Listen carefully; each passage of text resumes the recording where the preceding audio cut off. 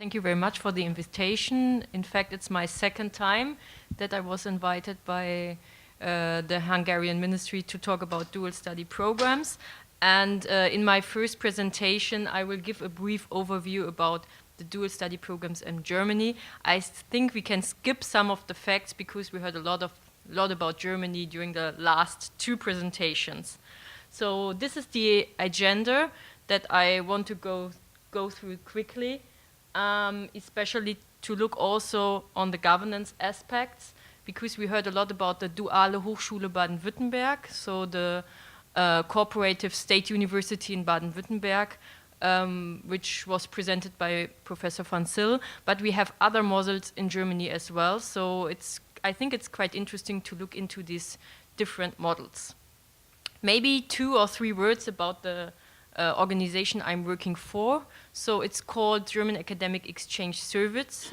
It's a self-governing organization of the German universities. So we have more than 340 members around Germany. And our main goal is the internationalization of higher education. So dual study programs, in fact, is not a main topic for our organization, but it's a topic in terms of internationalization, and we will hear about that tomorrow in my last presentation, what is meant by internationalization. So what we did on dual study programs, briefly, we first considered the topic in 2012 and looked at the different models we have in Germany. Then we had different expert meetings on dual study programs at our organization to learn more about the different types. And finally, we published a study on the topic of internationalization of dual study programs in 2015. We heard a lot about the history of dual study education in Germany, and it was already mentioned that it was the model evolved in the south of Germany, with the Berufsakademien. So in Germany in general, we have a strong culture of practical training on the one hand and academic training on the other hand. So this is very much enshrined in our educational culture, and I think this is the main reason why we are sort of pioneers in the dual educational system. I brought some facts and figures. So here you can see the number of students in dual study programs and also the offers of companies. And you can see that during the last 10 years, the number raised a lot. So we have rising numbers from the side of the companies, but as well from the side of the students. If we talk about dual study programs in Germany, we don't talk about one specific model. So in the morning we learned about the model in Baden-Württemberg, how it is organized, but in fact we have very different models in Germany. So dual study program is not a trademark that is protected, but it's a general name for different models.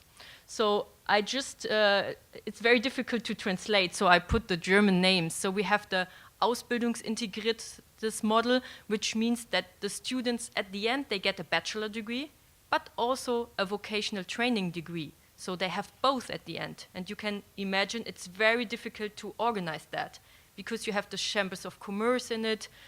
Sometimes you have the vocational schools in it. So it's very, very demanding. We have the praxisintegrierendes Modell, which was explained by the Duale Hochschule Baden-Württemberg, where you get just a bachelor degree at the end. And we also have different continuing education models for people that are already at the workplace. So generally they are a bit older and they do their practical training besides working.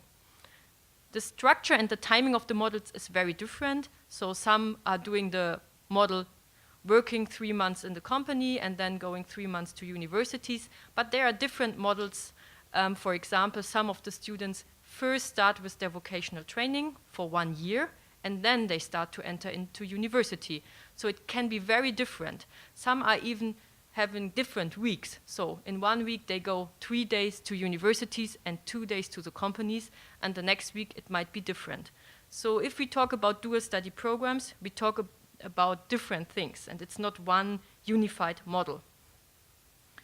I think I can skip this slide because we talk a lot about the motivations and the incentives and the advantages of dual study programs. But what I would like to show you is that most of the dual study programs in Germany are delivered by the universities of applied sciences. Of course, the Duale Hochschule Baden-Württemberg is a very big player, but most of the programs are by our old and established universities of applied science, so more than 60%. My focus a little bit will be on the government aspect. We heard about Hungary, and I think it's very interesting how it is organized here with the dual council. In Germany, it's very different because we are a federal state, and in all our federal states, we have different regulations for the dual study programs.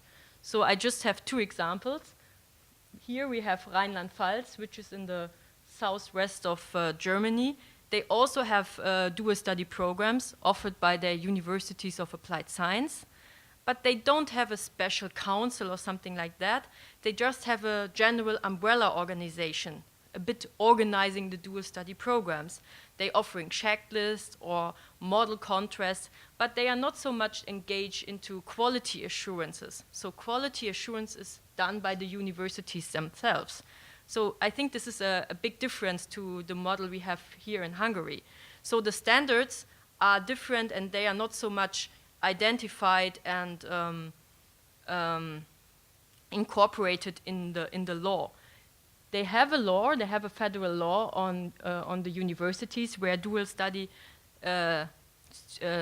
programs are mentioned, and they have a commission treating these programs, but they just give recommendations, and the universities have to see if they want to follow, or in some cases also organize their study programs differently. So it's a more loose governance in this respect.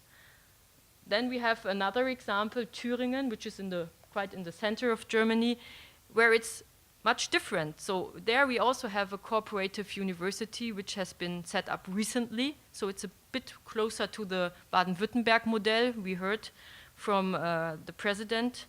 But here the regulation is very, very clear. So they have a law.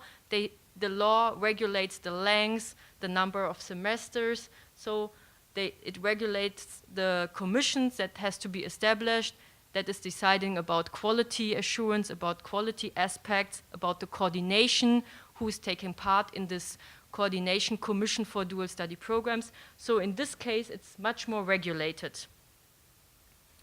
So in fact, in my opinion, there is not one model, but every country and every university also has to think about what is the best way for me as the university, but also as a company to organize it.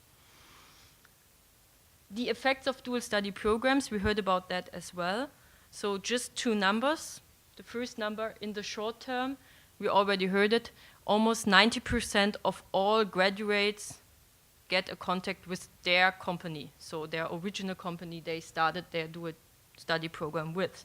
But in Germany, of course, we have more medium-term or long-term experiences because we have the dual study programs for a longer time. And you can see that more than 70% of the graduates are still employed with their company after 3 to 5 years. So the binding effect, the retention effect of dual study programs is very important, as you can see here from the numbers.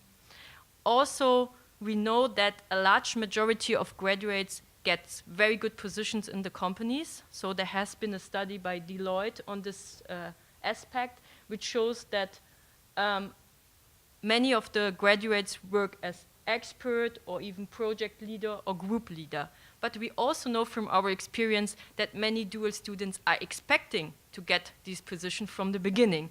And I think this is a good news that the expectation and then the results are quite the same. So I think this is good. It would be bad if the expectations were different from the results in the companies at the end.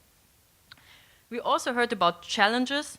So the first challenge I mentioned, I think it's a classical challenge, the interlocking between academic and company-based training. So is the interlocking sufficient? We know even in Germany after 10 years we have a lot of problems with that the interlocking is very loose.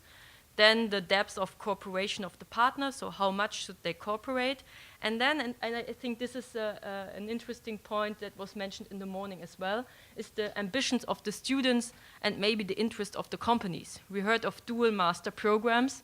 Many students want to go further, they want to study in dual master programs, but is this an interest also of all companies, and how to handle with this issue? I think this is also a very interesting topic that we may discuss here in this seminar in the next 2 days. So thank you very much.